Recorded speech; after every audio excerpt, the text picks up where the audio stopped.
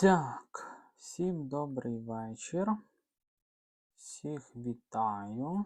Так, всі, хто будуть приєднуватися.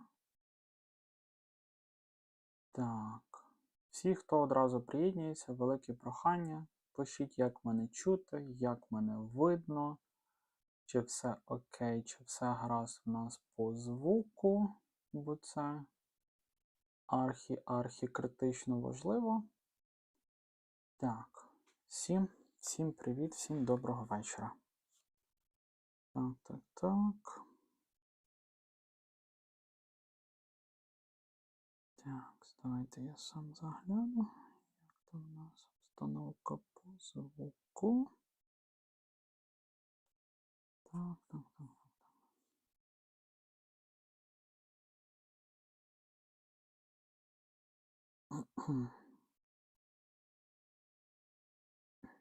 О, супер. Чути видно. Алекс, дякую. Дякую за коментар. Що чути, що видно, значить можна починати. Бо поки налаштую всі технічні моменти. Так, давайте я зазирну в чат. Так, юзер. От якийсь юзер, поки було анонс цього прямого ефіру, вирішив мене під монастир підвести. Ну куди можна за нашого потужного, легітимного лідера можна отакі от речі писати? Ну це злісне неподобство. Це злісне неподобство. Гаразд, друзі, всі, хто приєднується, знаходьте чат, пишіть звідки ви, якісь свої ідеї, думки. Думаю, що сама тематика цього прямого ефіру вже, власне кажучи, мала би вам багато про що говорити. В першу чергу говорити про те, що я читаю ваші коментарі, я вас чую. Направду завалили просто коментарями за одні й ті самі речі, одні й ті самі люди. Ось, і тому я, власне кажучи, вирішив цей прямий ефір проводити. Ось буквально десь години 4 назад на моєму каналі вийшло відео про Євгена Коновальця, але більше так з призмою, я би сказав, сьогодення, сьогоднішніх тих реалій, речей, в яких ми, кожен з вас живемо, проживаємо. Ось, якщо ви ще це відео не бачили, то справді рекомендую його переглянути. Якщо бачили, то пишіть в коментарях, в чаті, точніше, чи бачили, чи не бачили. Бо, власне, дуже багато речей сьогодні будуть присвячені саме, власне кажучи, саме цьому відео. Так. Добре. Бачу, тільки Алекс знайшов чат. Вже йому велика вдячність. Добре, давайте тоді будемо переходити до, власне, самої тематики. Отже, сьогодні в нас вже там пару хвилин по 8 вечора, тобто і от, власне, ціль цього прямого ефіру це розширити, так би мовити, оце розслідування про вбивство Євгена Коновальця. І знаєте, що, власне кажучи, відбувається буквально десь прямо зараз. Я бачу статистику в реальному часі по цьому відео. Люди, які відкривають це відео, які на нього переходять, його дивляться майже, по суті, до кінця. Тобто отримання там, власне, на цьому відео зашкалює, але YouTube, на жаль, наче вдягнув на нас якийсь такий невидимий умовний ковпак, тобто дає мінімальні покази, і наче хтось у системі поставив якусь таку певну галочку, відмітку, що це занадто гостро.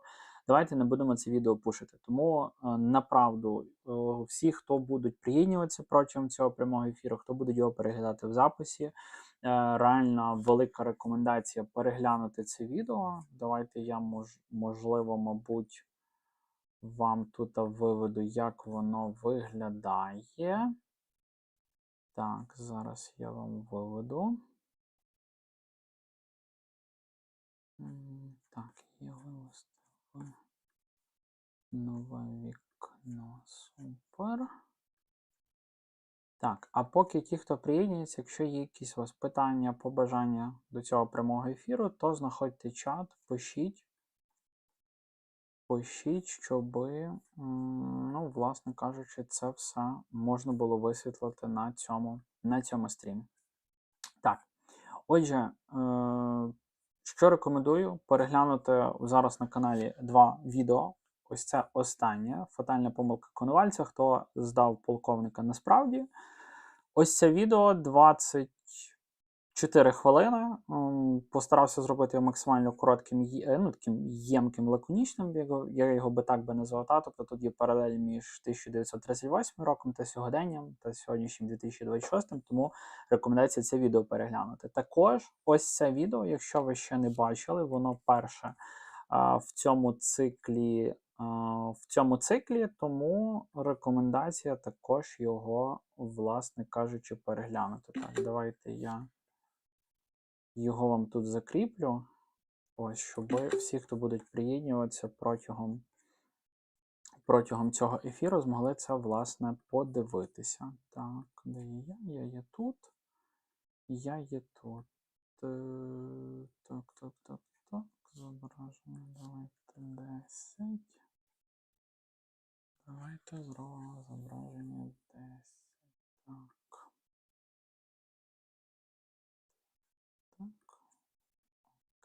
Супер. Ау. А чого ти в нас так зробила? Чого ти в нас не то?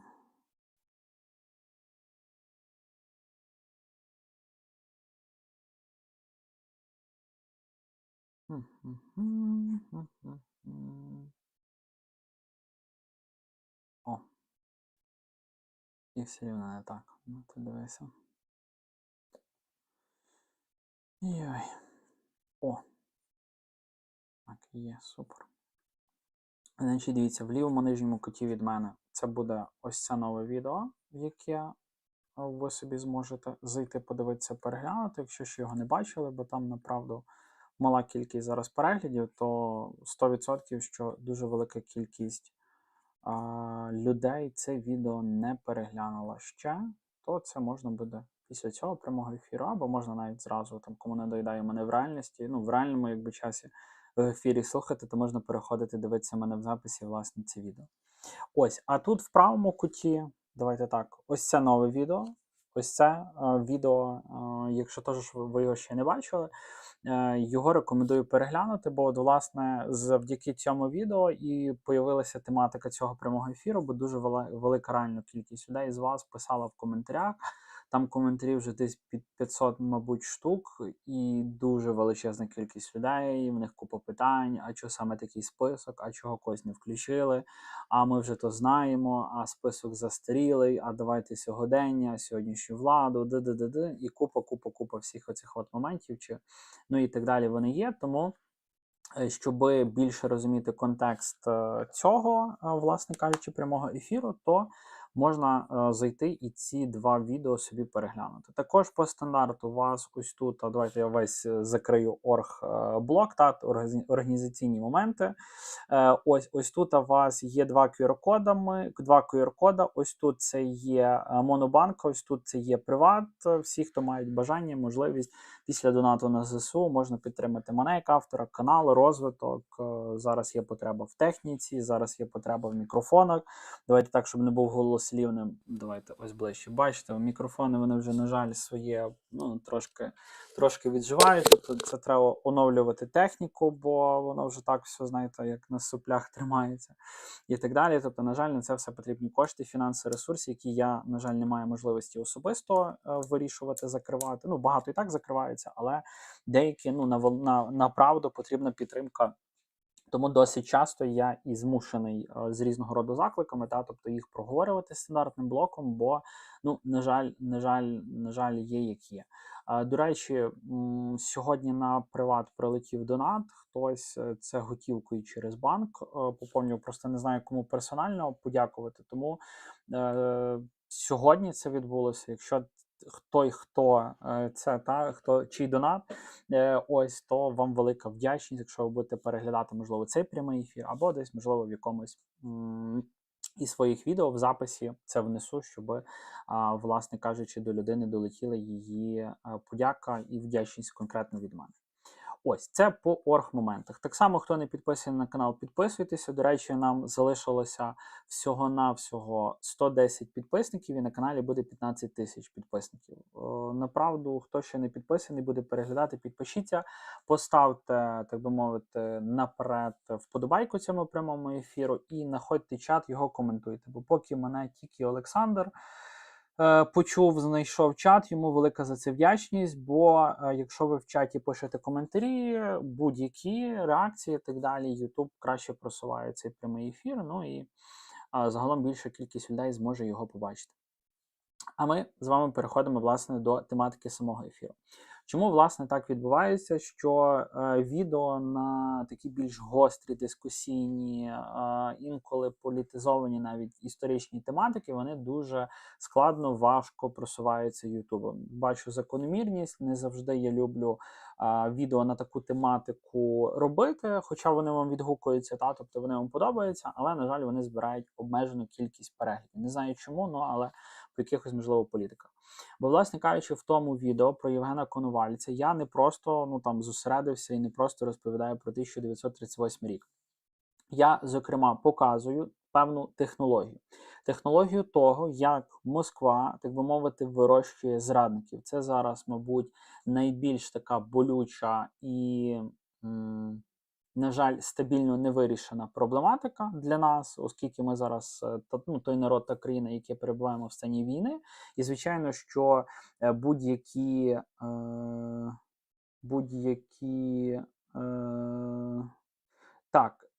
якщо можна, то додайте гучності. Я хіба попробую голосом, бо я суто, мікрофон в мене і так досить високо, вище його не зможу підняти, бо буде перекриватися.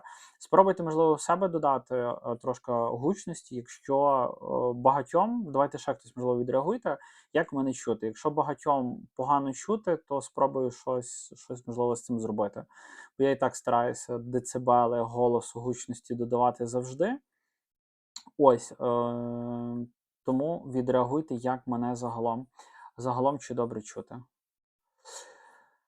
Ось, тому, як на мене, це тематика, яка зараз болить багатьом, і направду це по ваших коментарях. Велика вдячність всім, хто долучається до коментування, тобто до зворотнього зв'язку по відео. Тобто це справді видно, що тематика вона є актуальною, і це і так, в принципі, зрозуміло, бо ті люди, які кожного дня, щодня проживають війну, борються, і коли ви потім бачите десь в мас-медіях, в новинах, злапали того чергового якогось там колаборанта, того зрадника, і звичайно, що це ті речі, які тригерять, і які відгукуються в великій кількості людей, а особливо, якщо ці зрадники, вони сидять в вищих ешелонах влади, від їхніх рішень залежить доля та мільйонів людей, не побоюсь цього слова, масштабу і так далі, бо направду велика кількість тих крутів, тих колаборантів, зрадників, які були і є, я думаю, що є і досі, бо все ж таки, це закономірно.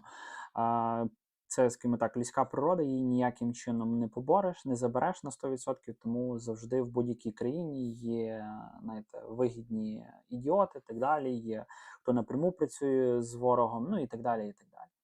Ось, тому сьогодні ми з вами, власне кажучи, тут зібралися, щоб обговорити найстрашніше. Ці технології не вкрилися пилом в архівах КДБ. Вони працюють буквально прямо зараз, в центрі Києва або в тих, скажімо так, центрах по всій Україні. Це може бути на місцях, в якихось, селищних радах і так далі, і так далі. Тобто, звичайно, що все починається з малого, і, звичайно, що до вищих прошарків, так би мовити, влади в Україні. Сьогоднішня лекція називається «Генетика зради». Тобто я сьогодні більше таки буду притримуватися лекційний формат.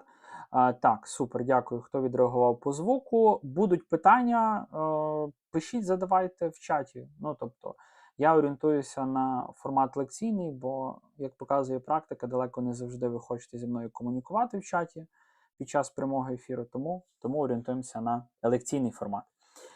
Ось, ми розберемо, як так саме, власне, сталося, що через 80 років після Судоплатова ми знову обговорюємо крутів у вищих ешелонах влади.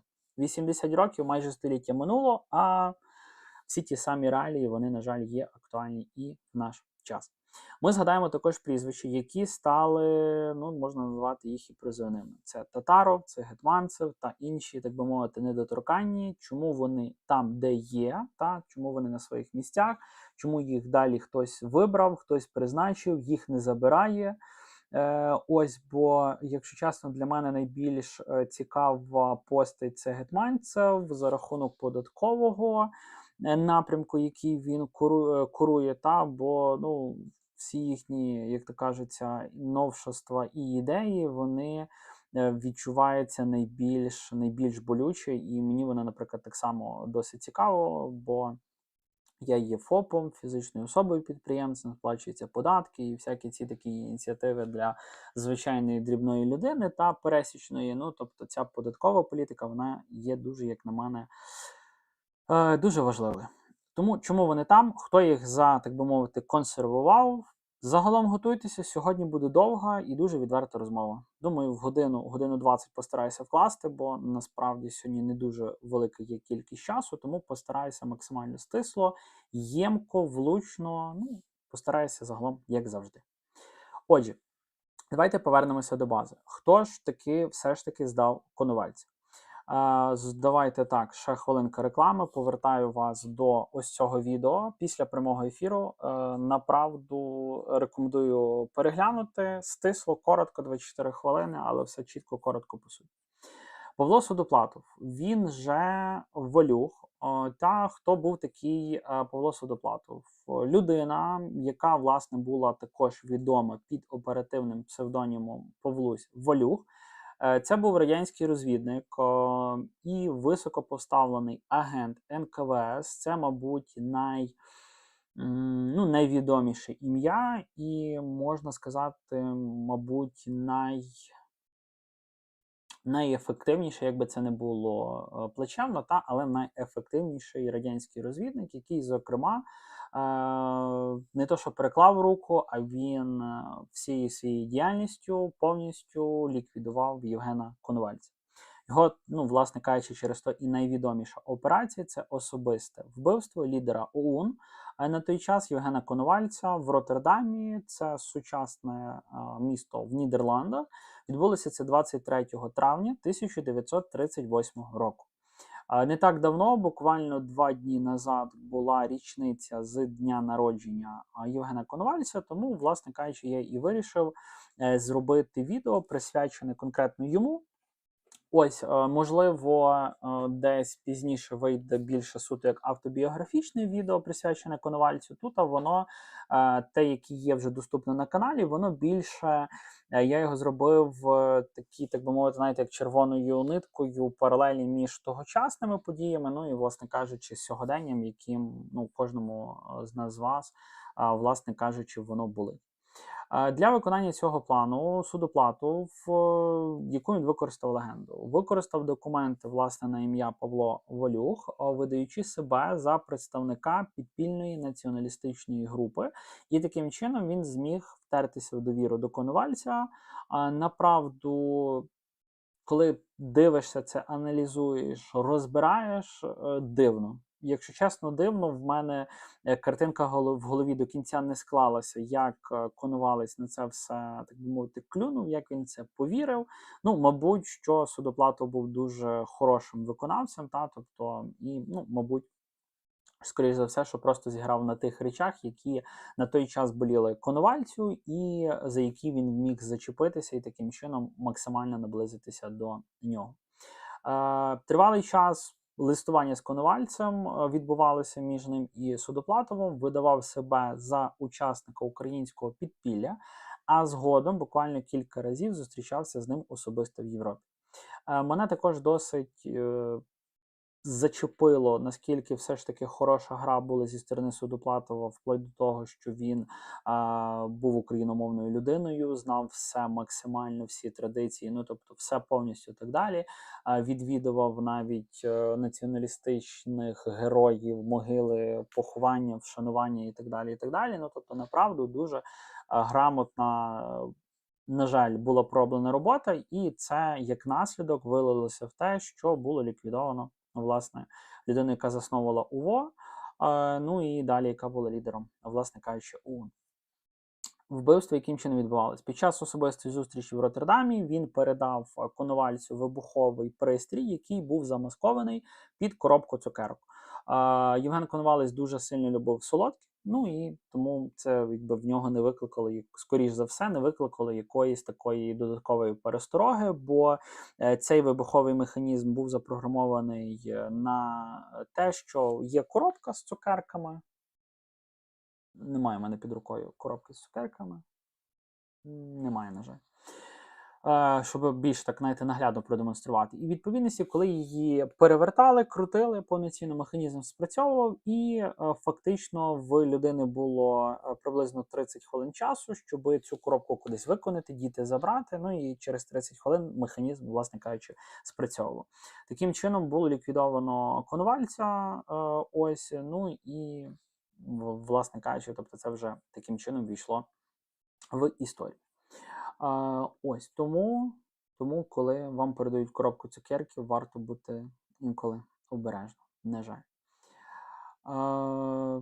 Тому ми з вами ще трошечки більш заглибимося, тобто як от, власне, Судоплатов прийшов до полковника з Росії, ну він же ж не прийшов, власне кажучи, з російським паспортом, тобто, звичайно, що Коновалець, якби одразу повноцінно це було зрозуміло, то, скоріше всього, що він в близькому колі оточення таку людину би точно не тримав. Він прийшов, власне, як свій, він цитував класиків тогочасних, він знав буквально кожну вулицю в Жовкві, ну, тобто це теж була, якби, така ця сторона його легенди, і таким чином, тобто він максимально зближувався.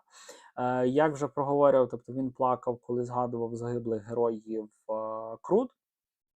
Тобто це та подія, ті студенти, які обороняли УНР, ось, ну, Центральну Раду, мається на увазі від наступу більшовиків під проводом Муравйова, ну і дали той безцінний час на те, щоб уряд цієї Центральної Ради зміг евакуюватися з Києва і виграли для них додатковий час на те, щоб вони вже кудись могли евакуюватися, переїхатися і так далі. Ось, за рахунок того, що Коновалець він був учасником всіх тих подій, тобто, які передували, тому, звичайно, що для нього це було дуже особистісна річ, і от, власне, на цьому він додатково зміг, на жаль, зіграти. В плані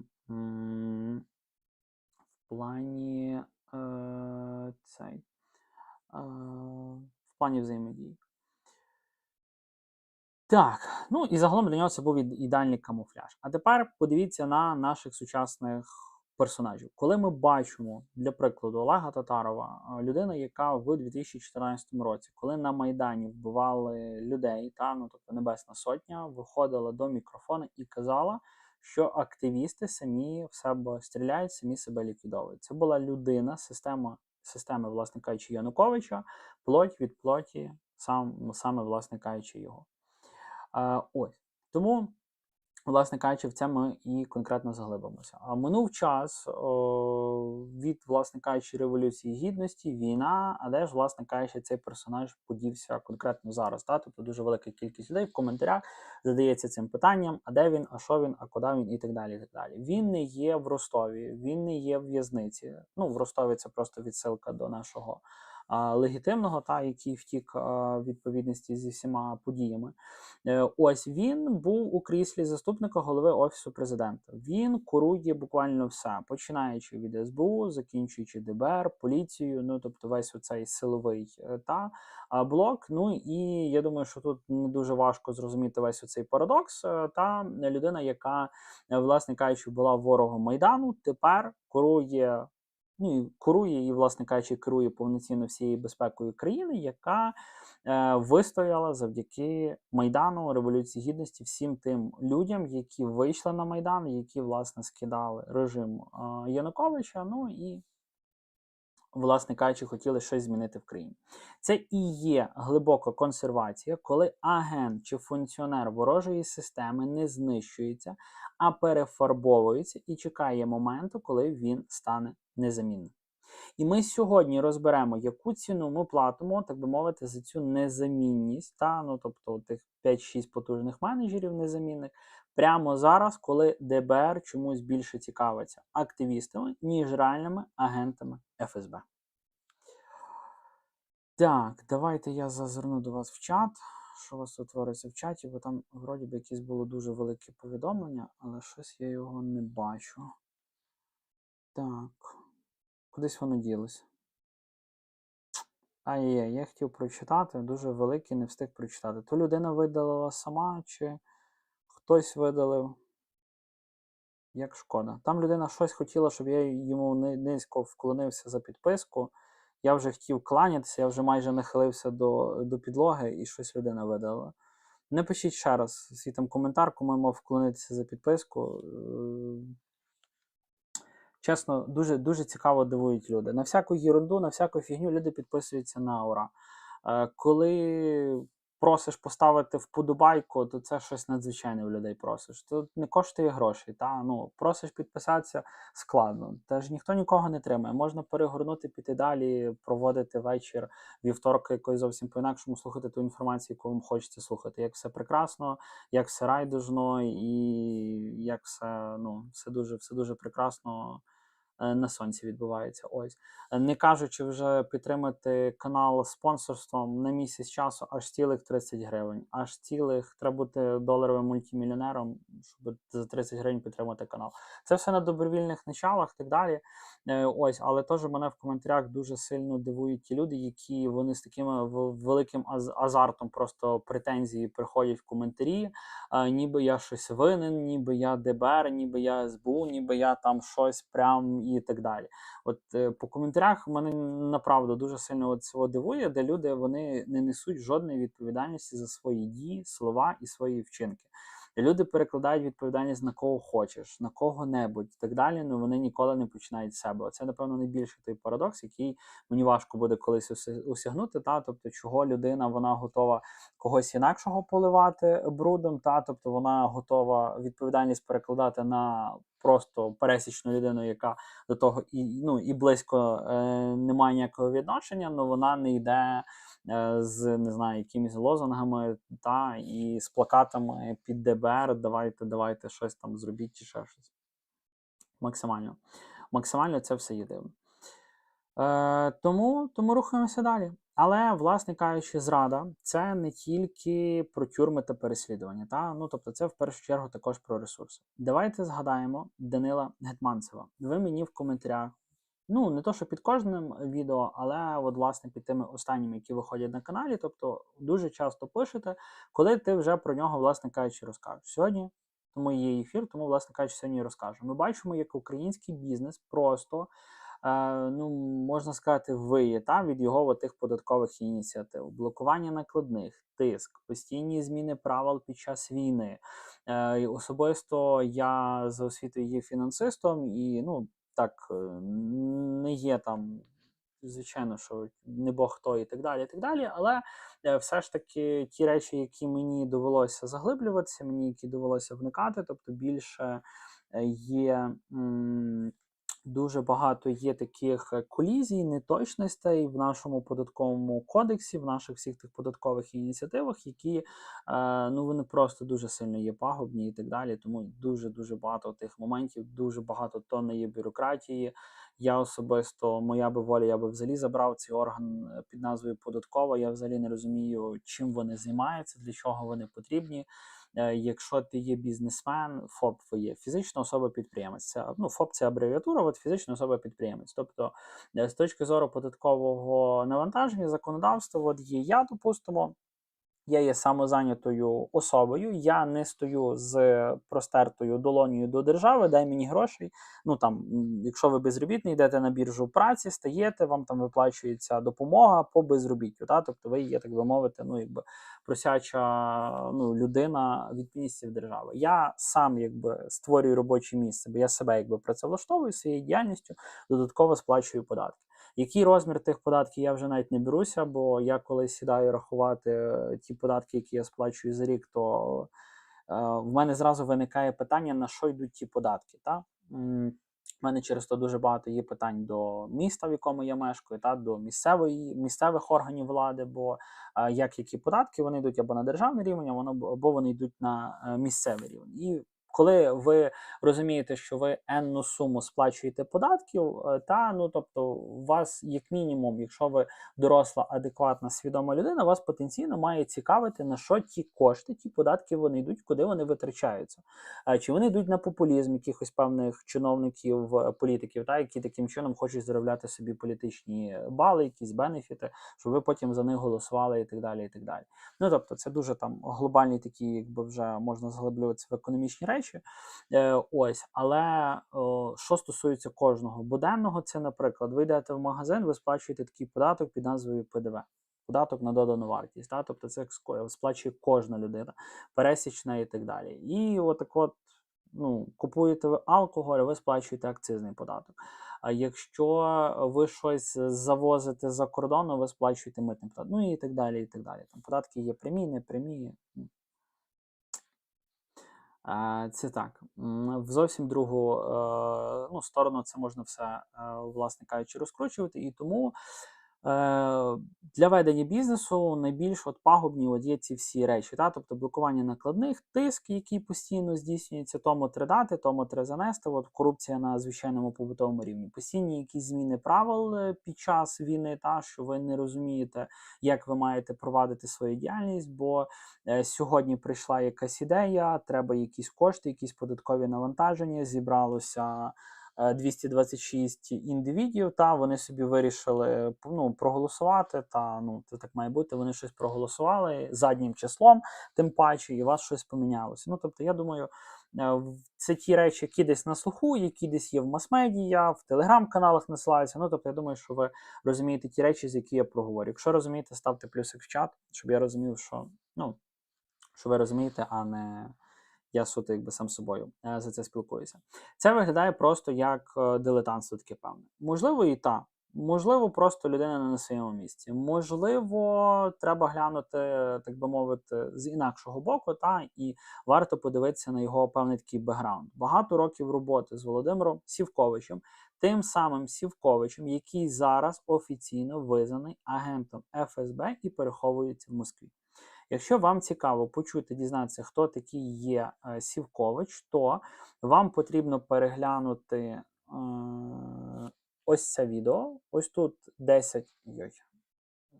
Ось тут є 10 персоналій, зокрема, перша людина під номером 10, з якої починається ось це відео, це є, власне, Сівкович. Можете зайти, подивитися, коротко, вам буде зрозуміло, що це за людина, які в нього там зв'язки з Куліничем, і загалом.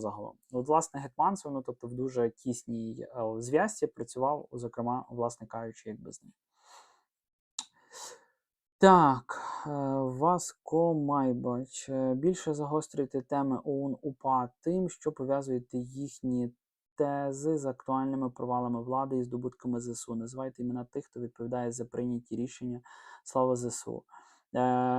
Слава нашим героям. Завжди в кожному своєму відео підтримую, не то, що підтримую, закликаю до підтримки ЗСУ, гривнею, 2, скільки хто може і так далі. Не зрозумів до кінця вашого коментаря. Ще раз, я тематики ОУН-УПА можу загострювати, повірте, хоч в кожному відео.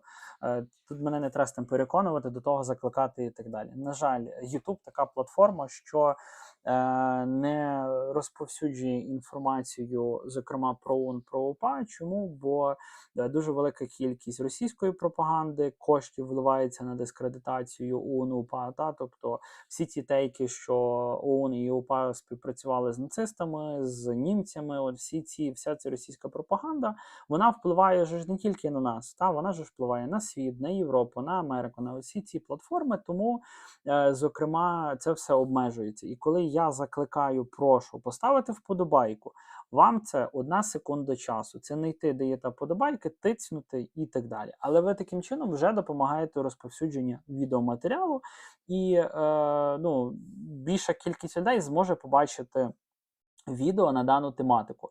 Коли прошу підписатися на канал, аналогічно, це не для того, щоб я щось заробив і так далі. Повірте, я в Ютубі займаюся І, ну, я займаюся волонтерством. Повірте, ту тонну часу, яку я інвестую в створення одного відео, мені простіше, ну, десь піти на якусь там зайнятість, заробити додатково коштів і, повірте, не тратити тонну часу на продумування ідей, сценаріїв, запису, монтування і так далі. І так далі. І коли ти потім заходиш в YouTube, який тобі дає там 200 переглядів, а в мене пішло 4-5 днів часу життя на монтування контенту, ну, то повірте, інколи ваша вподобайка, підписка на канал, вона дуже сильно допомагає суто для того, ну і навіть інколи, знаєте, така просто мінімальна віддача, що ти розумієш, що воно хоча б людям відгукується, та, і, ну, тобто, я не переслідую якісь комерційні інтереси і так далі, повірте. Ви якби знали суму, яку я суто від Ютубу, так би мовити, в лапках це назву, заробив за весь той період часу, ну, це смішно, бо це вимірюється однією місячною заробітною платою, мінімальною причому, та й все. Тому це більше такі, ну, за рахунок того, що я розумію, що, знаєте, заходити в коментарі під інакших авторів відео і так далі, і постійно просто, знаєте, переливати з пустого в порожнього, що всі знають за проблеми, та, ну, тобто, всі знають, але ніхто нічого не робить, це найлегша позиція. Я розумію, що на тому рівні, на якому зараз є, якщо я можу от такого роду якусь роботу робити, ну, створювати контент, та, якісь свої ідеї, якісь свої бачення, інколи пропагувати, інколи ним ділитися, та інколи допомагати інакшим людям, теж не втрачати якусь певну віру, то, ну, я це роблю, я це, власне кажучи, здійснюю на своєму рівні, ну, тобто на якомусь своєму цьому. Відгукується, можна підписатися, не відгукується, та раді Бога, ну, ніхто ж нікого не тримає, не це і не так далі.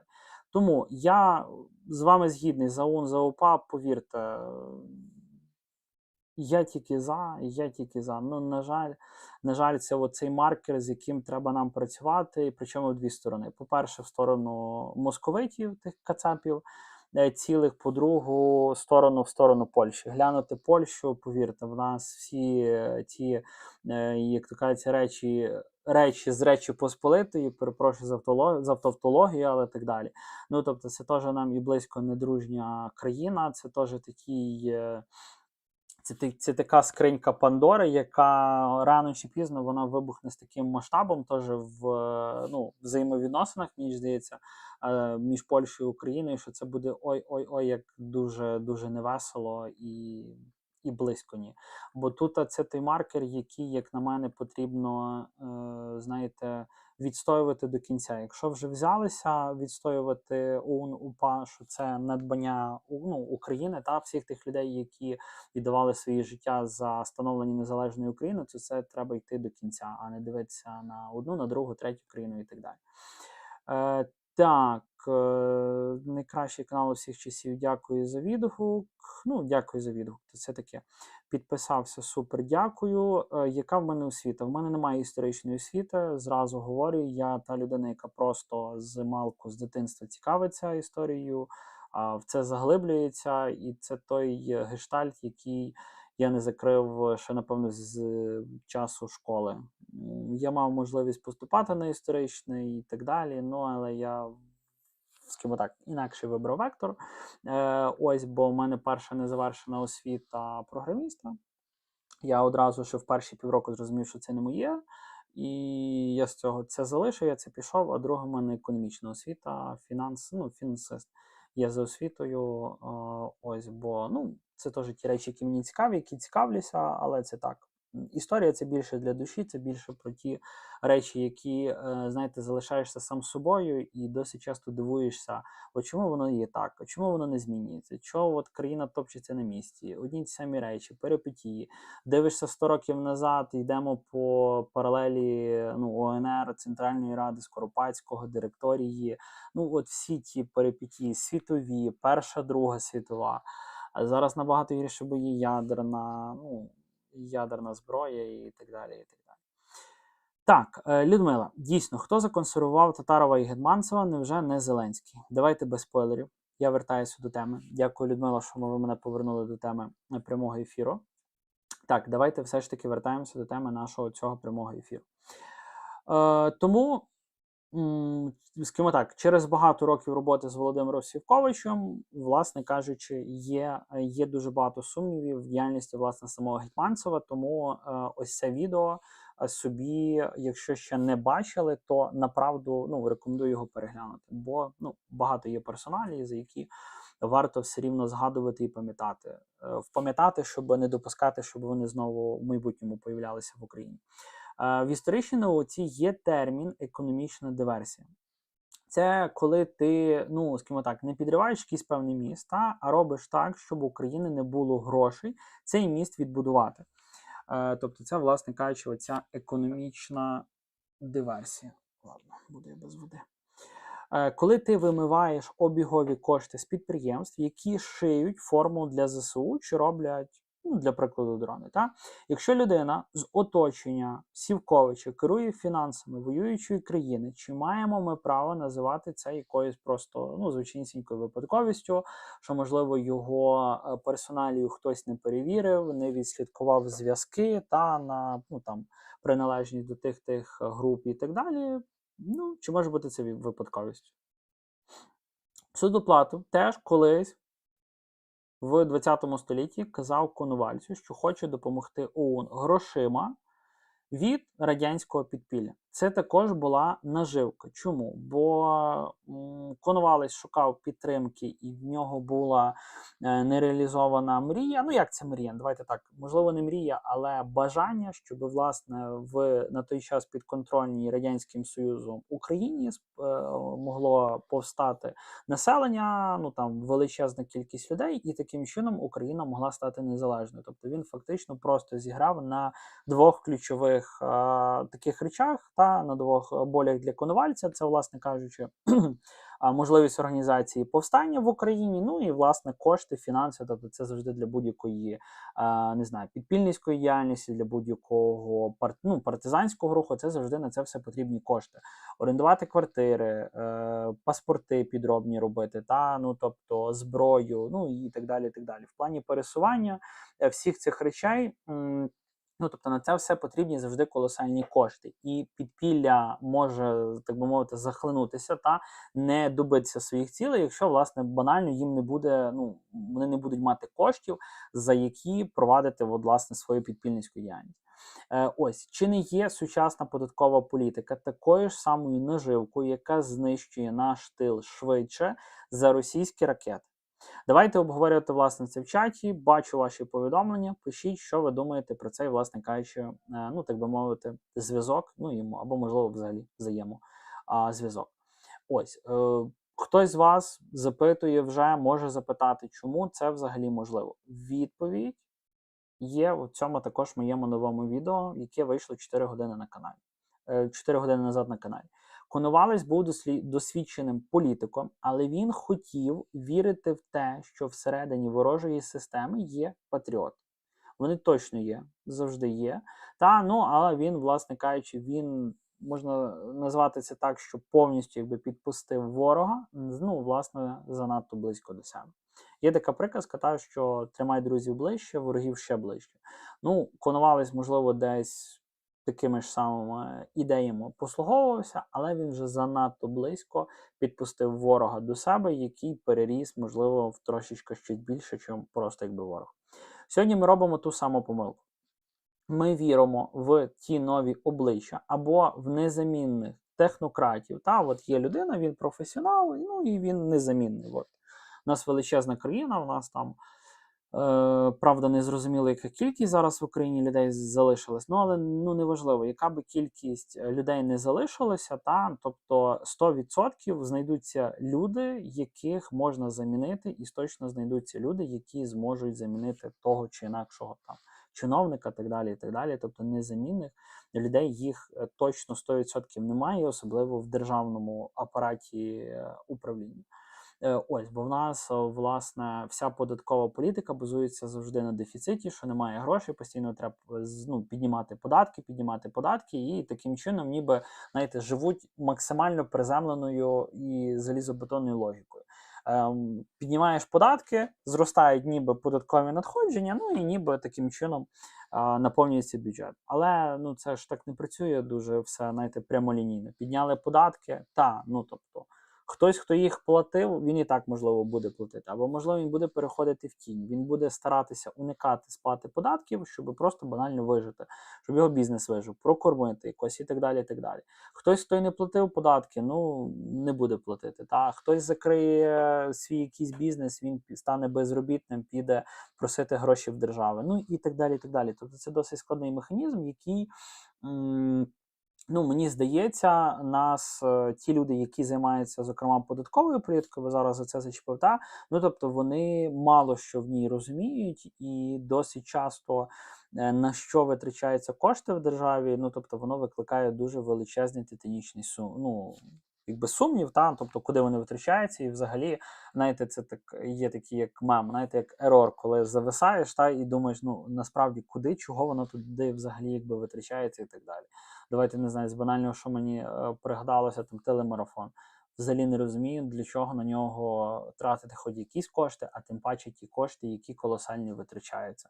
Ну, це 100% можна би було зобов'язати ті якісь телеканали, якісь мас-медіа, які в нас були, потенційно, щоб вони транслювали, ну, скажімо так, не антиукраїнські речі, і щоб потенційно вони все рівно займали проукраїнську позицію і так далі. Для чого на це витрачати мільярди гривень?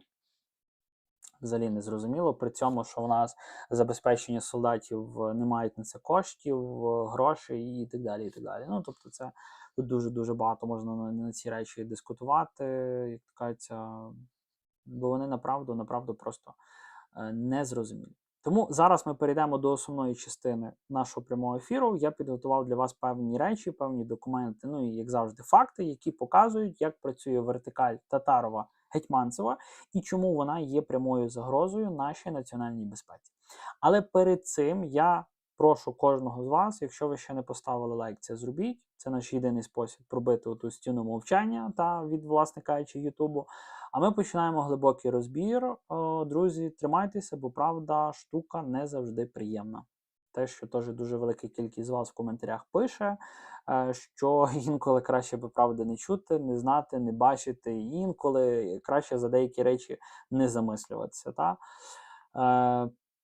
Недавно з дівчиною був в кінотеатрі, вийшов фільм. Фільм називається «Вівці детективи», якось так. Там грає Рассел Кроу, якщо не помиляюсь, актор. Той актор, хто грав Росомаху, він там грає головну роль. Ось як пастуха, фермера, який має отару овець. Ну і він, власне кажучи, займається їх доглядом, так далі. Він їх не вирощує там заради м'яса, наживи, він їх просто обрізає шерсть вовняну, ну і продає, тим промислом займається і так далі. Його вбивають, і вівці починають якби розслідувати його вбивство, бо він так само їм любив ці детективні романи читати. Ось. І там є такий цікавий момент, де якісь такі речі, які травмують овечок, вони, знаєте, всі колегіально, давайте з вами забудемо якісь там факти. Ну, що хтось, наприклад, там, щось, що їм важко якби сприймати, давайте з вами забудемо факти. Вони там раз, два, три забуваємо. І, знаєте, як щелчок, і вони забули якийсь факт. От інколи десь теж так би хотілося в житті, але все ж таки, чим менше якісь речі знаєш, чим менше в них вникаєш, то тим і гірше, бо все ж таки, треба знати багато яких речей, багато чим цікавитися. Так.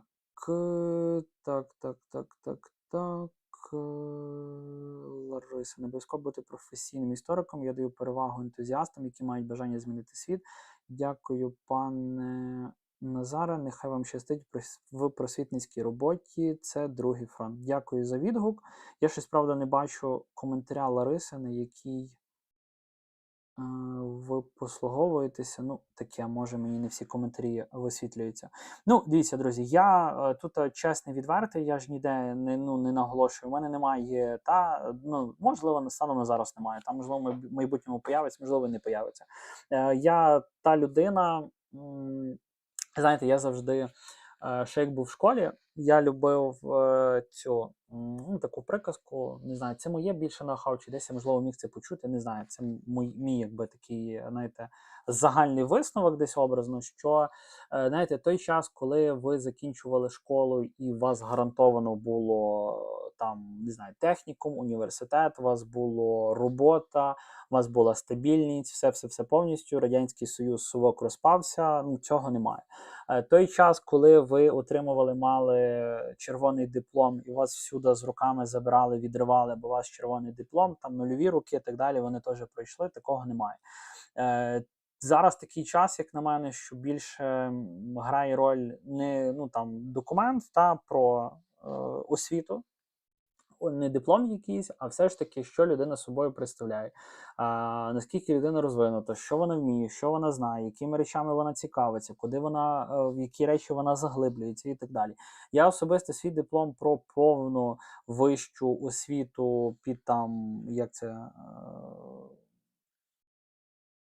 Не науковий ступінь, господи, а як це, якби магістр, то повна вища освіта, він ще досі десь, напевно, пилом припадає в Львівському університеті імені Івана Франка. Він ще досі там, я закінчив, в якому я закінчив році? Я в 2024 році закінчив, вроді би, стану 26-й, 2 роки, я ще якось його досі не забрав і так далі.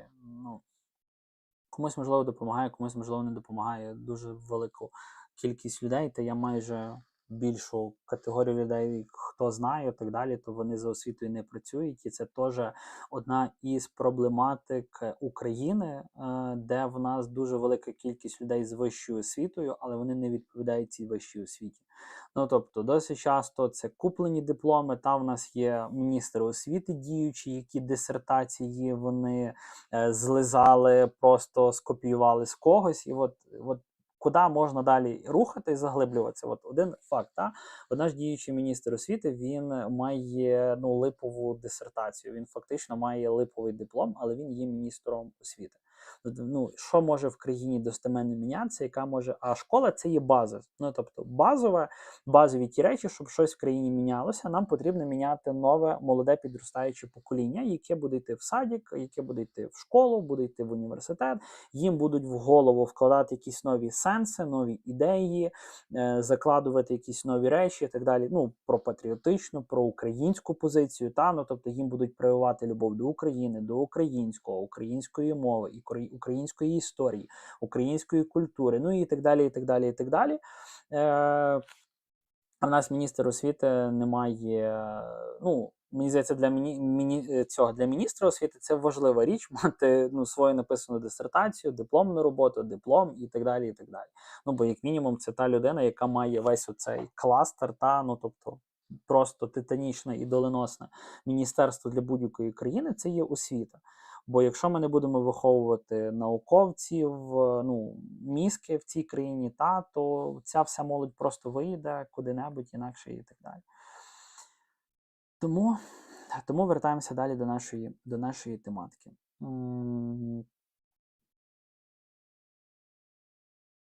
Давайте переходимо з вами до другої частини нашої з вами цієї лекційної тематики цього прямого ефіру. Давайте розберемо сам власний термін консервація, бо я його досить часто вживаю. Зокрема, цей термін під назвою, тобто, власне кажучи, під назвою оцього відео, яке розпочало цю серію, так би мовити. Оцей термін консервація, щоб, можливо, більше так прояснити. Тобто, давайте так одразу. Консервація – це не шпроти, не кілька автоматів, не мариновані огірки, не помідори і так далі. Тобто, це трошки інакшого роду консервація, але сам принцип, тобто він є подібний. У розвідці це означає, що агента впроваджують у середовище, але не дають йому жодних активних завдань роками. Як це виглядає на практиці? Ви є, знаєте, як засланий козачок, вас кудись влили, вам вигадали легенду, що називається легендою, тобто вам вигадали абсолютно все. ваше ім'я, ваше прізвище, як звуть вашого батька, маму, звідки ви, з якої ви країни, де ви навчалися, ваші друзі, ну, тобто все ваше життя от вам формують це якби легендою, так, де ви, допустимо, приходите в якесь коло, в даному випадку, давайте візьмемо українське середовище, ви маєте спілкуватися українською мовою без акценту, без там, ну, щоб у вас було чути, що у вас українська мова є з народження, що ви насправді ви є українці. Ви маєте знати історію досить часто досконаліше за пересічного там громадянина чи учасника якоїсь цієї групи, та культуру, ну і от всякі такі от речі, тобто повноцінно ви їх знаєте, ви їх там маєте знати, розуміти. І так далі.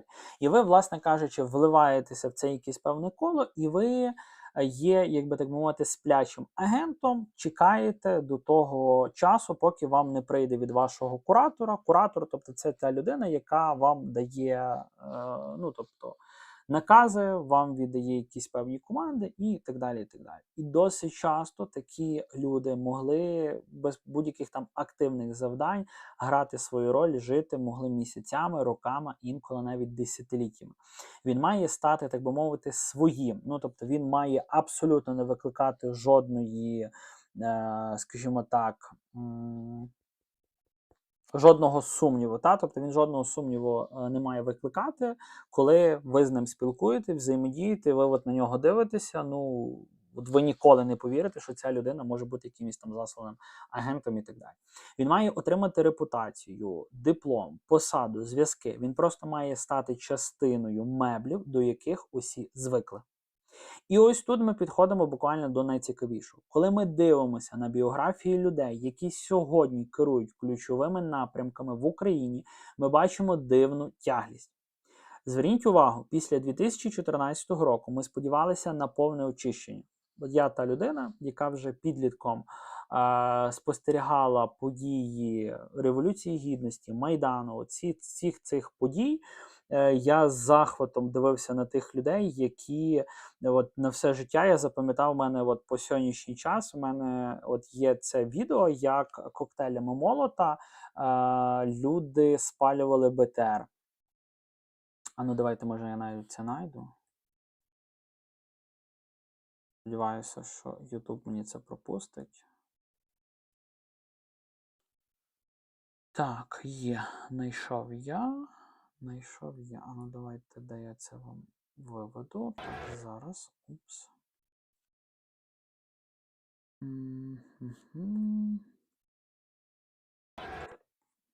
Так. Ні, тут воно не піде. Так, давайте я вам виведу.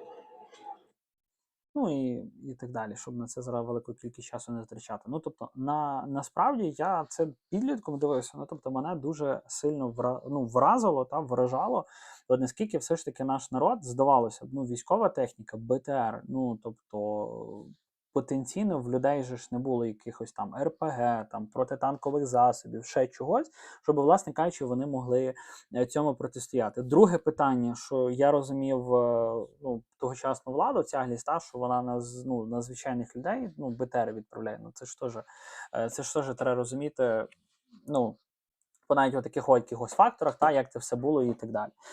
Ось, тому відповідності воно мене вразило, наскільки все ж таки люди, народ, якщо він здатний от щось, ну, об'єднатися, та, щось вирішити, змінити, то, ну, направду, люди це наші можуть, вміють повністю і відповідності і так далі. Тому я та людина, яка дивилася з великою надією, що в нас, власне кажучи, щось буде, ну, якби достеменно, докорінно десь можливо змінюватися, та і все ж таки буде якась така хороша прогресивна тенденція, динаміка, власне кажучи, до змін.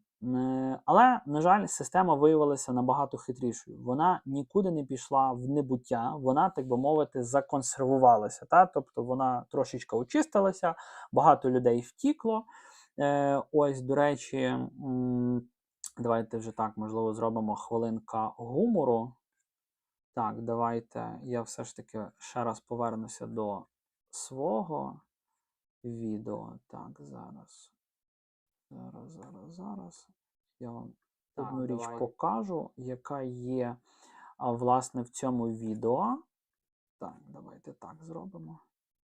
Я просто, знаєте, в мене вже такі певні. Так, давайте поки без звуку. Певні моменти, де я пам'ятаю, мені тато це показував. Ну, це так, знаєте, це інколи смішні моменти, але інколи, коли це передивляєшся, то ти розумієш просто з якої відправної точки ми як народ, ми як країна якби стартували та розпочинали.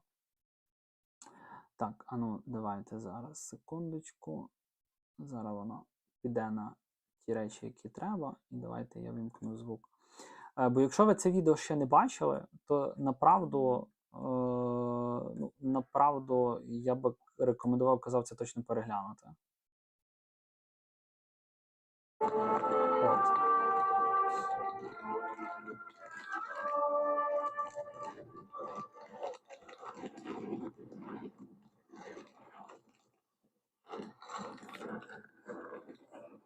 Територію нашої держави треба зробити небезпечною для життя наших громадян. Нуло уможливити нові трагедії.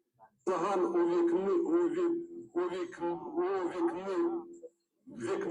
для себе Україну, коли увидиш своїми руками, як Так, ану стоп, бо мені здається, що у вас щось трошки не то, що треба йде. Та? У вас щось трошечки не то йде. Ай-яй-яй. Так, зіпсував момент. А чого я зіпсував момент? Так. Ану, давайте я вернуся на себе. Вам, напевно, Януковича я не показав. Ай-яй-яй. Чи показав? Мені не ясно, не зрозуміло, чи воно вам показало, чи воно вам не показало. Напевно, воно вам не показало. Хоча мало би показати. Ану, напишіть мені плюсик, чи показало вам цього Януковича, чи не показало оті мемні речі. Я, якщо чесно, мені десь як хтось попадається, то я. Це, знаєте, це сміх крізь сльози, але направду тоді це виглядало просто як мемо. І це просто такі якісь цікаві курйози, воно тоді виглядало. Направду. А ну давайте щось, бо щось я не розуміло, чого воно мені не пішло. Ну ж мало би піти. Ні, не пішло воно вам. І головне, ніхто мені не напише, чи пішло, чи не пішло. Ну, ви бачите? Ладно, добре. Тоді зайдіть на це відео. Ті речі, напевно, ніколи не навчуся. Зайдіть на це відео, перегляньте. Там перед вступним блоком першого списка номера, власне, за Януковича. Ну, тобто я спеціально вставив оці такі речі мемні, бо направду суто, щоб розуміти, з якої тої відправної точки ми стартували, і щоб розуміти, яку людину вибрали, і направду вже трошки це змінювати, щоб більше ми таких людей, власне кажучи, не вибирали. Було чути, але не видно. Олександр, дякую, хоч хтось мені написав. Ну, давайте все ж таки попробуємо, щоб було видно. Давайте все ж таки, я хоч дивно, воно би вам мало бути видно. Ну, давайте ще раз я попробую. Давайте, щоб це ось так ми зробимо. Бо воно мені саме вікно. От воно мені чогось. А ну давайте я попробую зараз, секунду. Чогось воно мені не хоче йти. А ну давайте.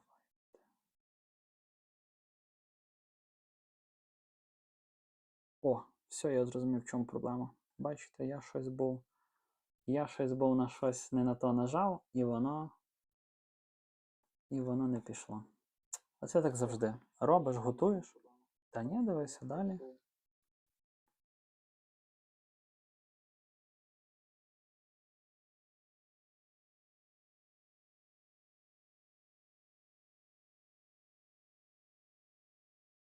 Ні, тут все добре. Тут все добре. Так, а ну давайте зараз я вмикаю тут звук, і вам мало би бути чути. Напишіть мені, але прям буквально реально справді зараз, чи буде чути.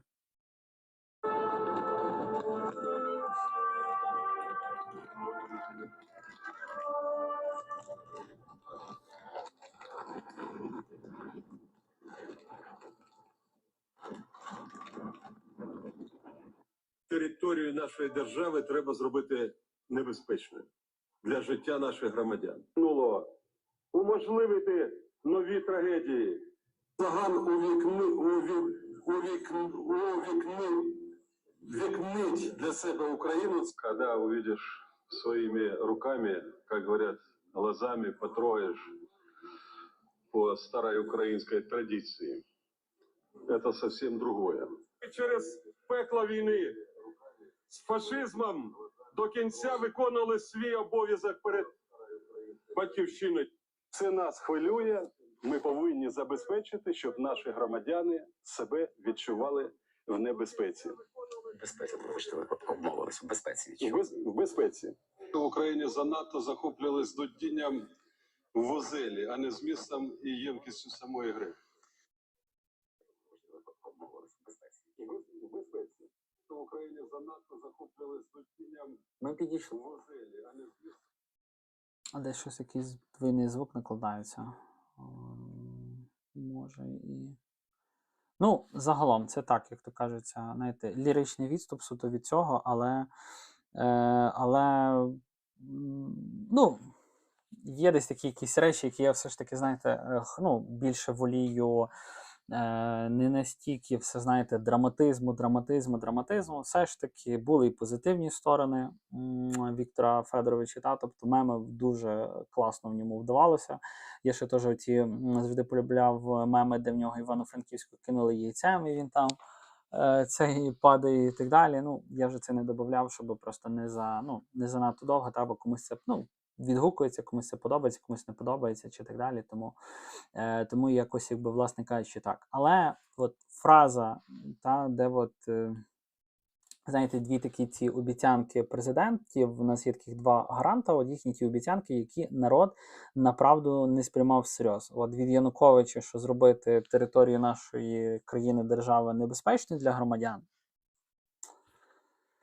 На жаль, це такий чорний трохи гумор, але маємо, що маємо. Тому, направду, хто ще не бачив відео або повторно, то можна переглянути. Олександр, дякую. Я от теж вже побачив, що десь було ехо подвійне. Ну, це таке. Надалі десь попробую трошки більше з технічною стороною побавитися, щоб воно все більш цікавіше, більш так, якби виглядало. Так, бачу, що тут якась дискусія, полеміка цікава пішла.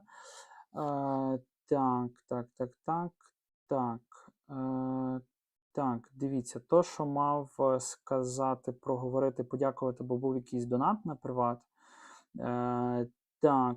Дякую Вейсович Ю. Донат на Приватбанк. Не знаю, чи завдяки ефіру мається на увазі, чи якогось відео. Тут, до речі, теж мені завжди важко визначити, коли, кому, куди, як дякувати, чи це десь з ефіру, не з ефіру, з відео, але велика вдячність. Тут, друзі, є QR-коди, за якими можна підтримати автора, можна підтримати розвиток каналу, бо, направду, це зараз досить потрібно. Ось тому, хто має можливість після донату на ЗСУ, повірте, навіть 5-10 гривень, як кається зі світу по гривні, але воно направду воно виливається в певні кошти, суму, і це дозволяє великі речі закривати, вирішувати, які зараз направду потрібно. У нас зараз, як мінімум, гештальт не закритий по техніці, по комп'ютеру, тому, на жаль, це зараз на те, що найбільше потрібні кошти. Так, Лариса. Ви всі тут відповідаєте на Ларису, а я щось не розумію, за яку конкретно. Ладно, давайте зачитаю ваші коментарі, що, можливо, десь я щось прокоментую, бо особливо, якщо це до мене, можливо, є якісь звертання. Так. Освіта – це надважливе, та ще невідомо, де більше московського впливу і консерв в Міністерстві освіти чи в Офісі Президента. Ну, дивіться, я за те, щоб ні там не було. Ну, про яку можна незалежність України говорити, якщо що там виникають сумніви такого роду. Ну, тобто, що ні там, в принципі, ніде в владі вищих, та прошарка в час війни не має бути і близько агентів. Ну, тобто, якщо в нас є президент і він допускає. Я зараз не беру там політичний бекграунд, повірте, моя б воля. Я б такі речі французьким трьохповерховим жаргоном висловлював, повірте, як і будь-якій людині, якій болить, і так далі, і так далі. Але це все ж теж кидає тінь на всі будь-які речі і так далі, і так далі. Особливо мені найбільше не зрозумілі ці постійні, знаєте, шахові партії перетасовок, де в нас є один прем'єр-міністр, який вже був всім, ким можна. І прем'єром, і тим міністром, і тим міністром, і тим міністром, і його то піднімають, то понижають, і все рівно непонятно, на що він, хто він, де він, що він робить, і просто величезні кошти свою заробітну плату отримує. Так, Лариса, тут ви не праві. У виші на історичному факультеті вчать історіографії, вчать правильно розуміти і трактувати події, які трапились у середньовіччі і ще раніше, без знань нікуди. Дивіться, а як знання між собою корелюються, правильно розуміти і трактувати події? Як вони між собою корелюються? Чи ви думаєте, що якийсь професор, якому 90 років, він, бачивши Брежнєва, ще міг так мимолітно побачити Леніна, Сталіна, він навчить чого? Як в комсомол йти в партію, як совок сюди тягнути? Повірте, я можу позаскрінювати велику кількість професорів, які пишуть в коментарях, вони такі єресі пишуть, що мені аж страшно, що вони своїх студентів навчають. Дивіться, в нас освіта, вона ж не ілюстрована так само. Ну, тобто, в нас же ж тонна ректорів, які позалишалися ще з Радянського Союзу. І система управління, вона позалишалася з Радянського Союзу. Що там тих людей, що ті молоді, неокріпші свідомості їх навчають? Що їх навчають? Про корупцію, розцінки на перездачі на екзамени і на талони нікуди не ділися. Повірте мені, як у Львівському політехнічному університеті називали такі цифри за трійку в цьому. Питання, нафіга мені, людині, яка 2 рази поступила на державне, ну і так далі, для чого мені платити за якісь оцінки, щоб я потім що? Вивалив тонну грошей за те, щоб я десь відівчився, мені дали диплом, і потім мені той диплом треба відбити і йти куди працювати, в Макдональдс, їхати за кордон заробляти, бо тут в цій країні неможливо з тим дипломом нормально, гідну заробітну плату отримати. Ну, ця проблематика, вона набагато куди глибша і так далі. Так.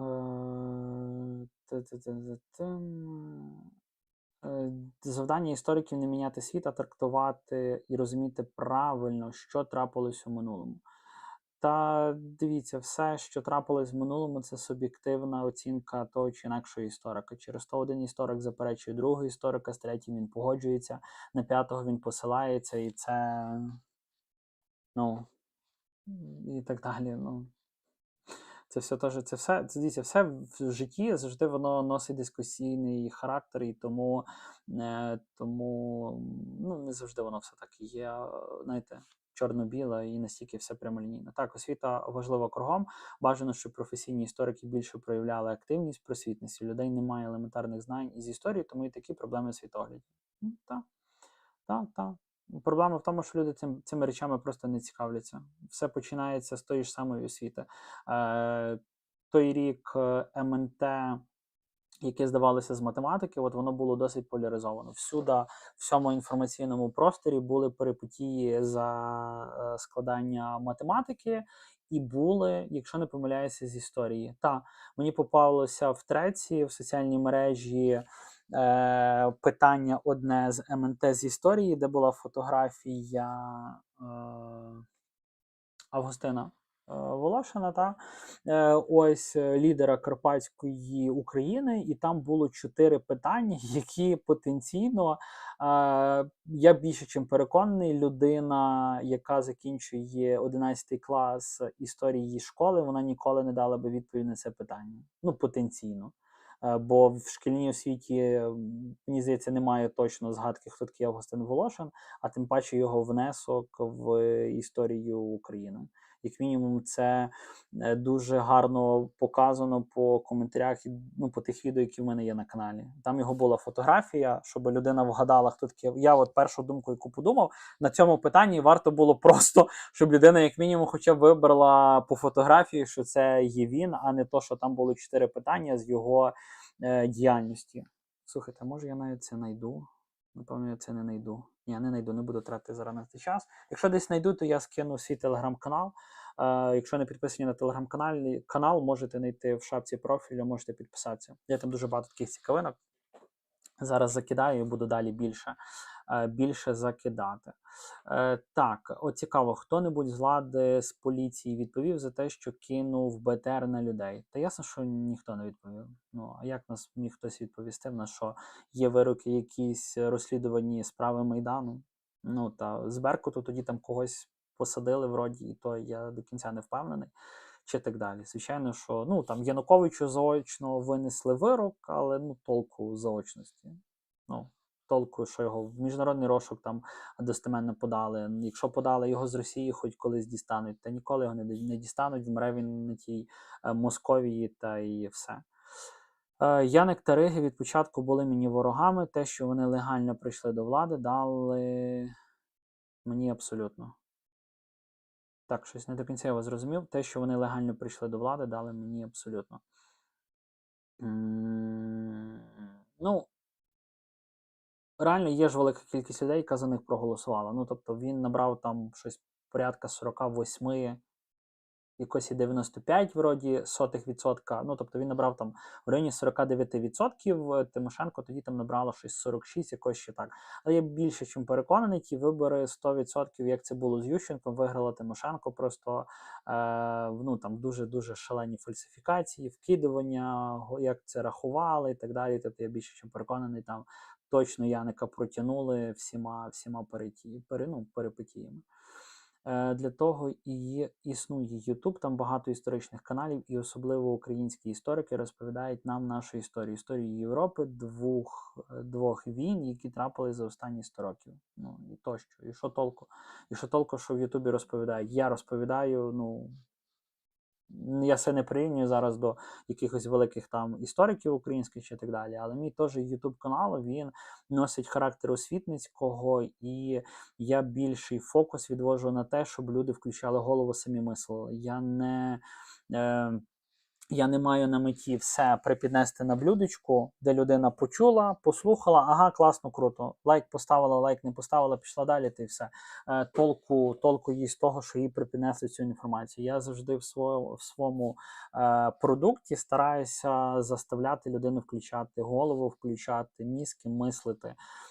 Якщо люди почнуть мислити самі, якісь 2 до 2 співставляти, якісь речі заглиблюватися, то ну, з цього буде набагато більший толк. Людина потім побачить якусь інформацію, вона як мінімум буде розуміти, що її варто перевірити, а не вірити всьому на слово, як люди цього хочуть. От мені все на блюдечку принесіть, преподайте, а правда, це неправда, пропаганда, заказна якась історія, мало хто за це замислюється. Та й тут ви праві в тому, що ну, 100 років то пройшло, а що помінялося? Ну, відкрийте історію України 20 століття. Ми просто копірку під копірку, от просто, знаєте, як корова язиком злизала, ми йдемо по тих самих речах початку 20-х років 20-го століття. Ми просто під копірку йдемо. Єдине, ну просто от зараз що міняється і, дай Бог, воно точно поміняється, що Україна є незалежною. Оце головне надбання, що нам вдалося незалежність втримати такий довгий відрізок часу, якщо брати нашу історію. А так, персоналії, події, ті самі речі, ну, тобто, все потенційно дуже і дуже сильно згідне. Освітньо-кваліфікаційний рівень магістр. Дякую за уточнення. Дякую. Так, дякую. Тільки коли почався штурм Дому профсоюзів, повірив. Я просто був на Майдані у 2007-му, тому так зневірив я від того, що все злили. Ну, на жаль, на мою думку, все злили і Революції Гідності, бо ну, це ті речі, які Порошенку я ніколи, хто би мені що не доводив, але для мене це 5 років, які просто в нікуди пішли для України, бо той колосальний, тут ті колосальні можливості, які справді можна було просто радикально, якби прийшла людина патріотична, прийшла проукраїнська, а не прийшов той фарисей, який на себе начепив вишиванку «Армія, мова, віра», і на цьому просто спекулював весь той час.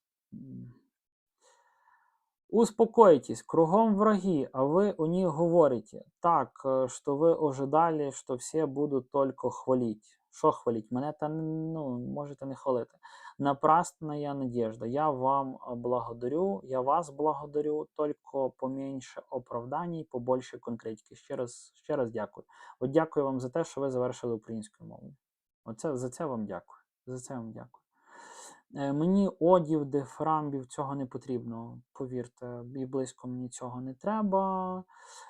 Так, теж не переношу ригів на дух, тому злість бере від того, що коли президентом став Зеленський, то всі риги, які повтікали в 2014-2019, всі повернули ще й погрожували майданівцям. Ну, маємо, що маємо.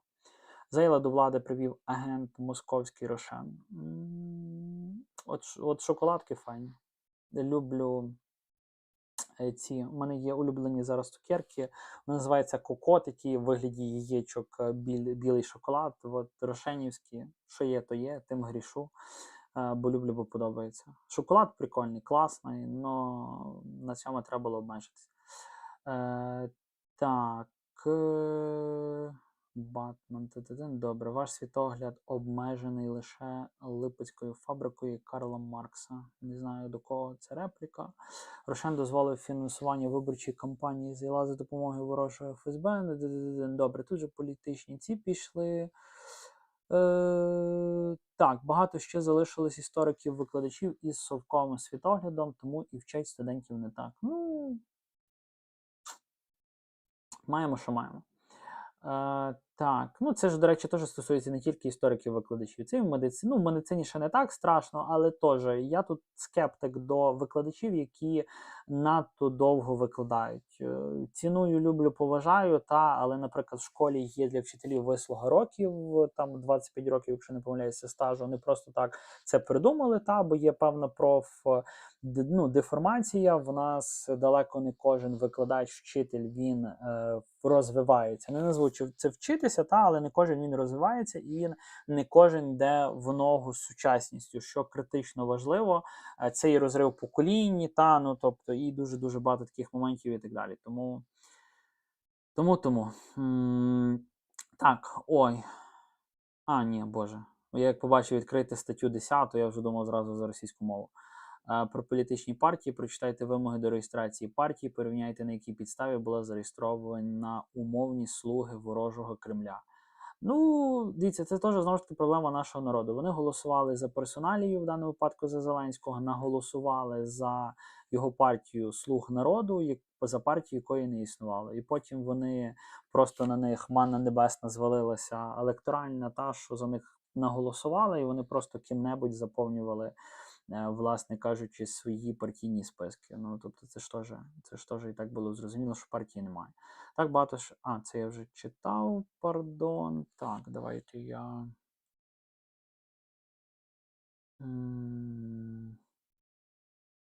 Так, я ж про це і кажу, залишилися всі ректори, професори з Радянського Союзу. Ну, декого вже позмінювали, декого позабирали, але направду, тобто ж дуже велика кількість людей, це ж теж проблема. Просто це в контексті освіти, це ж теж шалена проблема, де в нас ректори керують, управляючи великими глибами університетів, тобто це ж вся і дослідницька, і наукова база, і, скажімо так, поле для розвитку науки, цього всього, тобто це ж теж величезна тотальна проблематика. Так, також Рошен незаконно. Добре, також Липецький олігарх є діяконом московської секти УПЦ УМП Гундяя. Люди дуже погано вміють аналізувати. Останнє інтерв'ю з Портніковим, тому доказ. Дуже зрозумілий і адекватний аналіз подій розповів, а деякі навіть не зрозуміли його і хейтити почали.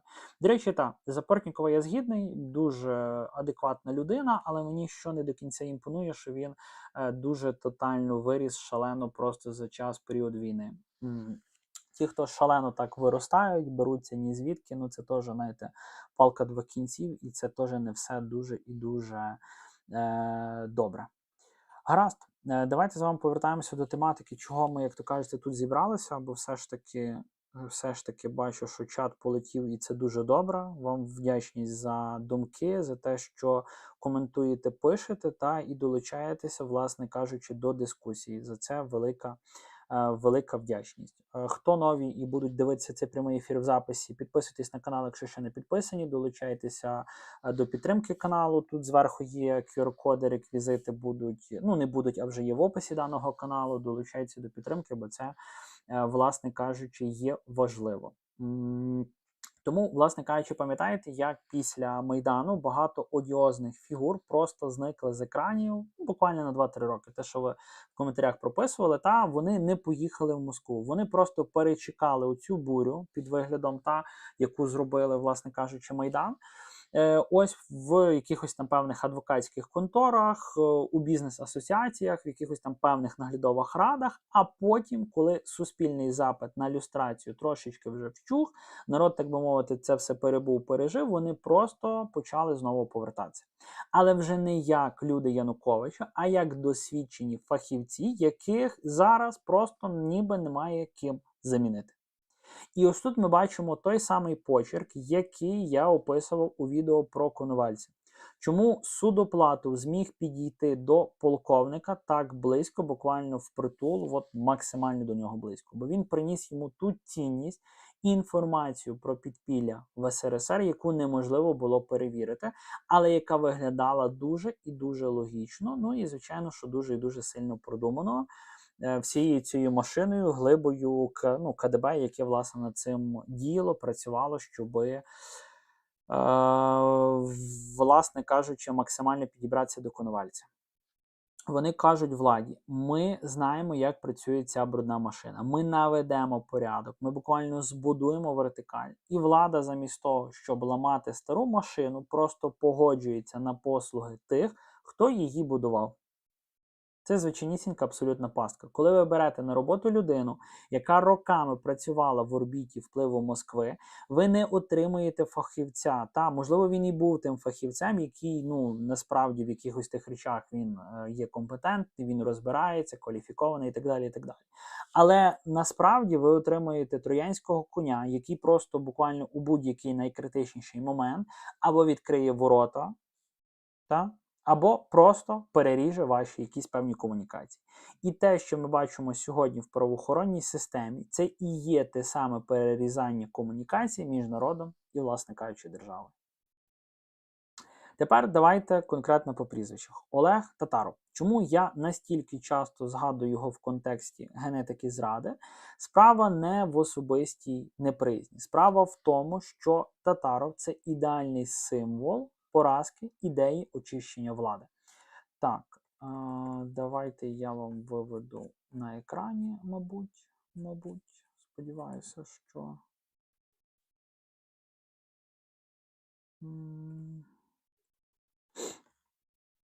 Так, зараз, друзі, я виведу на екрані. Так.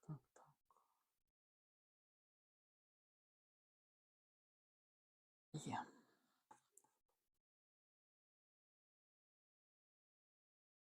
Щоб ви розуміли, це за кого йде мова, за кого спілкуємося, так?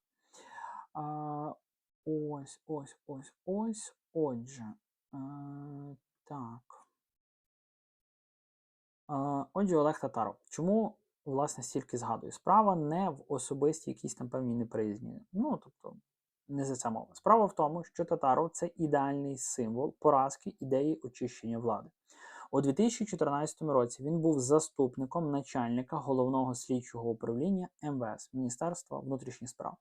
Він був тим, хто офіційно озвучував брехню про те, що мітингувальники на Майдані використовують вогнепальну зброю проти мирного Беркуту. Ну, думаю, що ніхто ж не зможе повірити та, в принципі, заперечувати, що Беркут був озброєний і так далі, якогось там мирного, ну, тобто всі ці перипетії, і ця структура, в принципі, Беркута, тобто вона зникла, ну, після цього, але це так просто номінальний якби розформування. Він, власне кажучи, виправдовував силу. Як така людина опинилася в Офісі Президента під час війни з Росією? Відповідь офіційна. Він є професіонал. Але давайте запитаємо, у чому саме він є професіоналом? У побудові системи, де закон працює вибірково, де на активістів відкривають справи за лічені години, а розслідування щодо корупції у власних кабінетах тягнуться роками. Ви розумієте, що це та сама методика, якою НКВС знищувало ООН, ООН буквально зсередини. Можливо, НКВС і до ООН би добралося, якщо б воно ще існувало, ну, в той час, коли вже існувало ООН.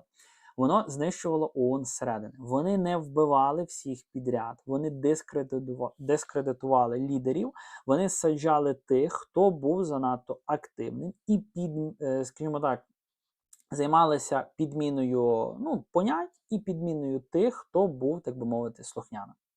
Зараз Татаров курує весь силовий блок. Це означає, що ДБР, СБУ та поліція так чи інакше зважають на його позицію. Коли ми дивуємося, чому Баканов досі не під слідством за провал підготовки до вторгнення на півдні, ми маємо дивитися на те, хто формує порядок денний у правоохоронних органах. Коли ми бачимо, як, так би мовити, зливаються справи по держзраді середньої ланки, ми маємо розуміти, хто тримає руку на пульсі всіх цих справ. Це і є сучасна форма вбивства Євгена Коновальця. Тоді вбили лідера, щоб обезголовити рух. Сьогодні через таких функціонерів вбивають довіру до державних інституцій. Бо якщо людина, яка боролася проти Майдану, сьогодні, так би мовити, захищає нас від внутрішніх ворогів, то хто тоді є справжнім ворогом? Напишіть у чаті, як ви вважаєте, чи може система самоочиститися, поки в її центрі знаходяться такі постаті? Я бачу, що у вас чат якби вибухає від ваших думок, але трошки в інакшому руслі. Ну і, власне кажучи, в трошки інакшу сторону. Так, давайте я ще раз загляну до чату. Так. Угу, супер. Зупинилася дискусія на Портнікову. Окей, добре. Тепер давайте перейдемо до іншого фронту, власне, економічного. Данило Гетманцев. Так, давайте я вам також... це, мені здається, така більш персоналія, більш відома, так? Тобто більша кількість людей його візуально може побачити, але також загалом, я думаю, що варто протрансльовувати. Так. Є. Має бути вас видно, має бути на екрані. Якщо видно, поставте плюсик в чаті. Я розумію, що в нас з технічної сторони, з технічного боку, все окей, все, власне, є гаразд. Людина, яка стала нічним жахом для малого та середнього бізнесу, чомусь не до великого. От, до речі, я скільки аналізував цю тематику, я не бачу в інформаційному просторі якихось нововведень для великого масштабного бізнесу, який потенційно мав би мати кошти на те, щоби, власне кажучи, сплачувати податки. Так, перепрошую, бо щось мені потрапило в це. От потенційно є дуже в нас багато монополій. Монополія, яка мені наболіла, з якою я регулярно стикаюся, наприклад, мобільний оператор. У нас їх є 3 в Україні, це Kyivstar, LifeSell там і Vodafone. І у вас є тільки 3 альтернативи, куди ви можете піти, дітися і так далі. Ну, тобто, в мене от проблема з мобільним оператором Київстаром, в мене підписаний з ними контракт, і я поповнюю свій рахунок, мені зразу в мінус, в борг, послуги ще не надали, мені якби в мінус, в борг виставляють рахунок. І я не можу нікуди дітися, перейти до якогось інакшого оператора, щоб зберегти свій мобільний номер телефону, який в мене діє там вже більше 10 років, десь близько 13 чи 14 років. У мене дуже багато контактів, зв'язків, скажімо так, перепрошую, бо дуже багато зв'язків, які би мене люди могли знайти за мобільним номером телефону, ну, тобто, важливо це в сучасних реаліях і так далі. Я нікуди не можу дітися, я от в заручних ситуаціях, я нікуди не можу подітися. Ось, бо, ну, тобто, як то кажеться, тільки 3 варіанти, 3 компанії, більше в нас на ринок не заходять, і таким чином, за рахунок того, що немає великої конкуренції, є більше таке, ну, поняття в економіці як картельний домовленість, так, картельна змова, яка це в даному випадку на мобільних операторах, є так само в плані паливного ринку в нас, ну, ситуація з бензином, це все аналогічно, та? Але от, наприклад, мобільний оператор Київстар. Тарифи постійно піднімаються в час блекаутів, які це були перипетії, які це були складнощі, де, пам'ятаю, 22-й рік знайти сигнал під час блекауту, де це було просто задача якогось, я не знаю, масштабу нереального, нереалістичного, та? В сучасних реаліях, ну, тобто це теж якість послуг і так далі, вона очікується краще. Але при цьому цей мобільний оператор постійно щось купує. Він купує службу таксі, нашу українську, Уклон, тобто він купує багато мобільних додатків і дуже-дуже багато речей, десь кошти на це беруться. Але при цьому регулярно спекулюється на тому, що щоб покращувати покриття мобільного цього оператора по Україні, потрібні кошти. Для того, щоб забезпечувати безперебійне живлення для мобільного зв'язку, потрібні кошти. На все завжди потрібні кошти, але чогось при цьому, за рахунок того, що в час війни, за рахунок того, що Київстар це є, як мобільний оператор, власником є компанія ВЕОН, якщо не помиляюся, чи американська, чи якась європейська, вроді Нідерландів. Я тут зараз можу помилятися, не суть. Але точно цей оператор, наш якби український, був викуплений якоюсь іноземною компанією, і в час війни вони не можуть виводити дивіденди, ну тобто відсотки, ту суму коштів, яку вони заробляють. Ну, тобто їм кудись ці кошти треба дівати. От настільки в них мало коштів, в них настільки мало ресурсів, що вони скуповують компанії, дуже багато стартапів, дуже багато вони по Україні скуповують, бо просто не можуть кошти вивести за кордон. І здавалося б, куди дивиться наш податковий комітет, якийсь антимонопольний комітет, антимонопольна служба, яка, мені здається, взагалі не існує в Україні, бо я ще жодного разу не чув, щоб за якийсь останній час, за час війни, в нас антимонопольний комітет хоча б на щось впливав. Хоча б на щось. Він нас не діючий, його немає і так далі. Тобто я беру себе, як звичайного пересічного громадянина, користувача і так далі. З паливним, там, з ОКО, з ВОКС і всіма цими, я думаю, хто там автомобіль вводить і так далі, теж ціноутворення, як це є. Тобто потенційно все воно до цього відноситься. Так, коментар польською. Але давайте я переведу. Знаєте, я схильний обходити стороною продукцію Рошену. Вважаю, що нам варто просувати й інші українські компанії. В нас був Світоч, виробник львівський. На жаль, викупила його Nestlé, швейцарська компанія. Тому, маємо, що маємо. Мені, як мінімум, в Рошені подобається, що вони займаються експортом. Вже зараз не до кінця з України, бо вони дуже багато фабрик і в Європі будують і так далі. Але це, як мінімум, хоча б займається якимось експортом, хоча б якимось надходженням власне кажучи, Україну. Ось. Тому, власне кажучи, як людина зараз Гетманцева, тобто стала нічним жахом для малого та середнього бізнесу. Знаєте, у нас часто кажуть, та він просто є соціаліст, він хоче наповнити бюджет. Але давайте знову подивимося на, так би мовити, контури історії. Як ми вже згадували, Гетманцев багато років був помічником Володимира Сівковича. Сівкович – це не просто втікач, це людина, яку офіційне слідство США та України, власне кажучи, пов'язує з роботою на 5-ту службу ФСБ. Його завданням було створення мережі впливу в Україні, і ось ми маємо його учня, який стає головою профільного комітету Верховної Ради України. Що ми бачимо в результаті? Замість економічного стимулювання під час війни ми бачимо постійне закручування гайок, все більше і більше податкового тиску і податкового навантаження на малий та середній, власне кажучи, бізнес. Блокування податкових накладних стало просто масовим явищем. Бізнес замість того, щоб, власне кажучи, працювати на перемогу, витрачає 40% свого часу на доведення податкові, що він не є злочинцем. Ви розумієте, що це просто є ідеальна диверсія. Вам не треба підривати заводи, якщо ви можете просто заблокувати їхні рахунки, звичайнісіньким законним шляхом.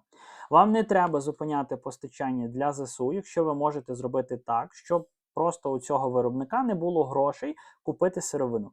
Це і є економічна консервація, це створення умов, за яких країна стає слабшою буквально щодня, але при цьому виглядає так, ніби ми просто збираємо податки.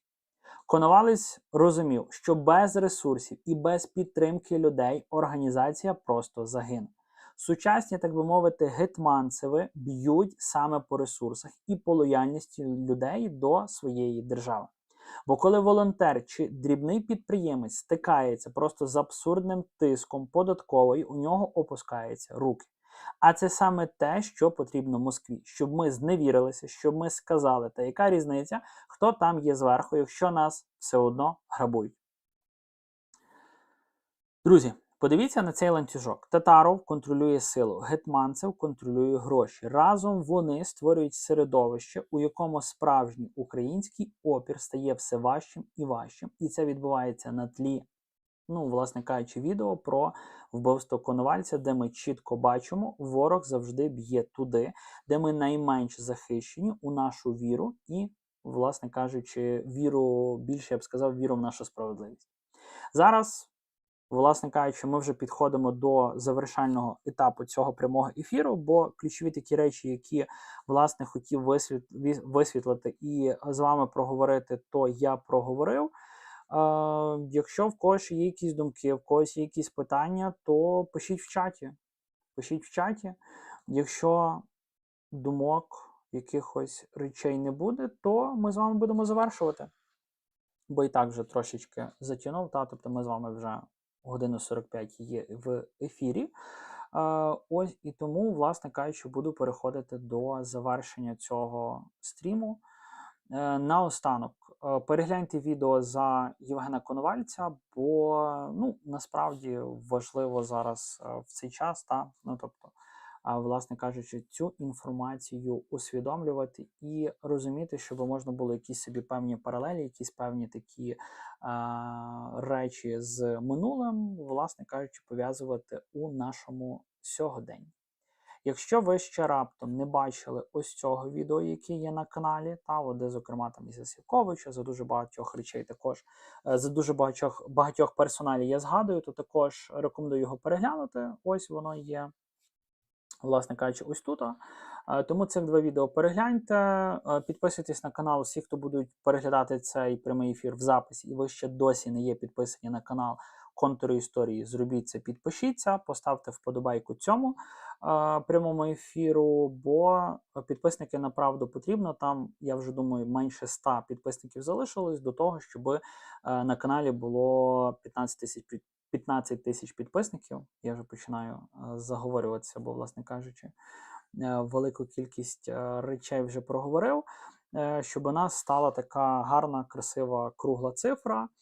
Хто має можливість, долучайтеся до підтримки каналу. Тут є QR-коди, за якими зручно це можна зробити. Ось тут це є монобанка для донатів. Тут, власне кажучи, приват можна зробити. Є так само реквізити в описі даного прямого ефіру, є під кожним моїм відео. Ось, бо направду потрібна підтримка, потрібна допомога, навіть там 10, 15, 20, 30 гривень і так далі. Вони направду є дуже вагомими, дуже великим вагомим внеском. Можна суперчат використовувати прямого ефіру на Ютубі, можна ставати спонсором каналу через Ютуб. Всього лиш починається від 30 гривень на місяць, або там будь-який рівень, який вам сподобається, але ви дістаєте доступ до ексклюзивного матеріалу, ексклюзивного контенту, відео конкретно для спонсорів. Ну і, власне кажучи, це така моя вдячність всім тим, хто доєднується до підтримки каналу. Всім велика вдячність, хто був на ефірі, хто писав свої думки, реагував в чаті, хто був активним. Вам велика за це вдячність. Бережіть себе, вдалого вам вечора вівторка. Побачимося з вами в наступному відео, яке вийде на каналі. Можливо, завтра, можливо, в четвер. Побачимо. Ось, бережіть себе. Слава Україні! Вивчайте історію і підписуйтесь на контури історії, якщо ще не з нами. Всім дякую, бережіть себе, всім вдалого вечора.